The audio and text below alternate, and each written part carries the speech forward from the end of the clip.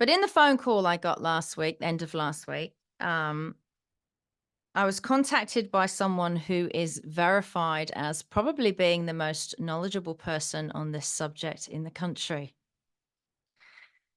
So we imagine that we vote in our local councillors. Local councillors canvass. They say, we're going to help renovate the local primary school.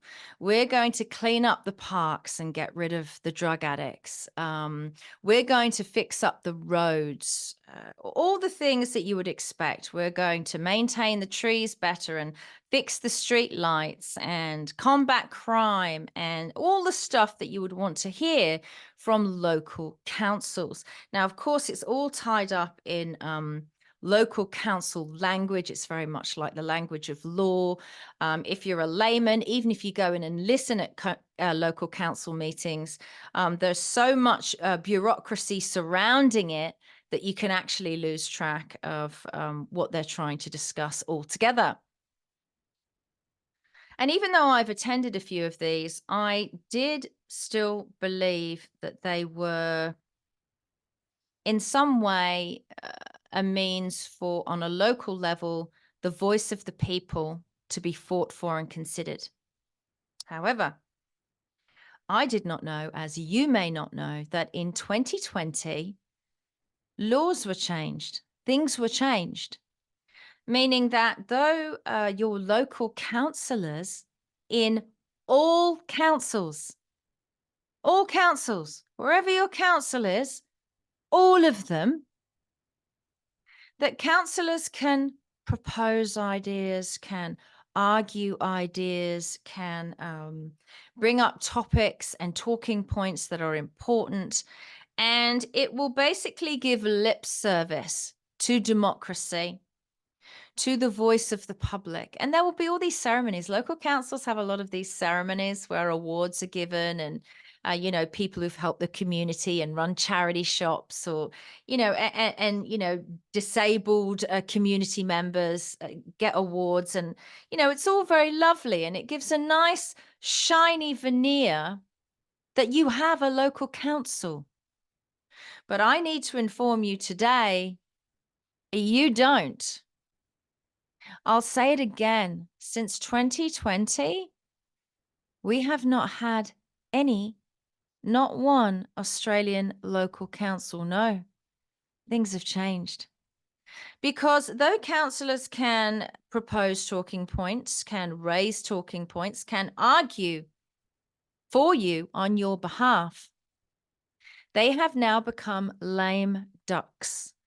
They cannot vote. They cannot decide. They can only table, because the very, very final decision in this corporatized Australia, just a company, not a country. So if you work for the government, you work for the councils, you're working for the corporation, so you'll probably be all right. Maybe in the future, they're the best jobs on earth. Gee, you'd want a good social credit score and credit rating to get those jobs. No, none of those guys that you think are important can make a decision. The only decisions that can be made on a local level with a local council are made by one individual. That's not democracy, because any one individual can be corrupted, can be threatened, can be paid off, or can have political bias. And that one person in your local councils is the council's CEO. Now, I personally think that one of the problems we've got on this planet right now is that nothing is benefiting citizens, the populations of the world, the people. It's only benefiting CEOs. CEOs of global corporations, the CEOs who are members of the World Economic Forum. Those guys who are effectively CEOs but call themselves presidents and prime ministers. And so in your local council, it doesn't matter how much canvassing you do, how much protesting you do, how much posing tabling, discussing, pushing you do, you don't have a democratic decision-making capability. No, you're all lame ducks, and all final decisions are made by the CEO. Now, the CEOs of all our local councils across Australia are making decisions that are absolutely devastating local communities.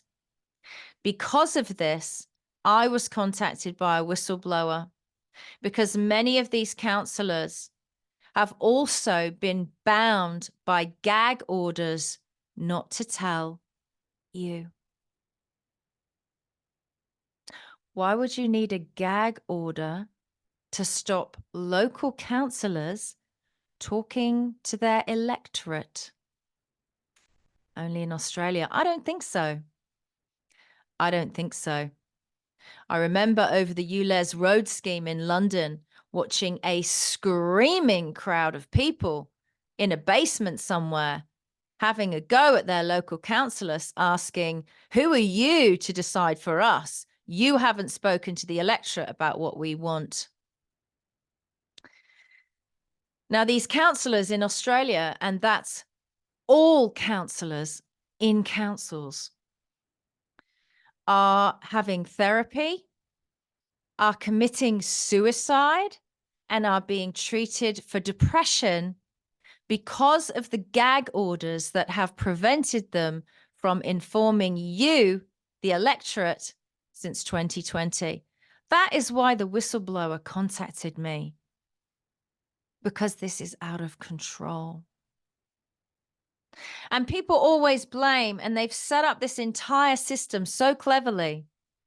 People always blame these issues on those who didn't cause them. So a lot of local councillors are getting pushback and kickback and hate and shame, even aggression. And they are handcuffed. They can't even say, "It wasn't my decision.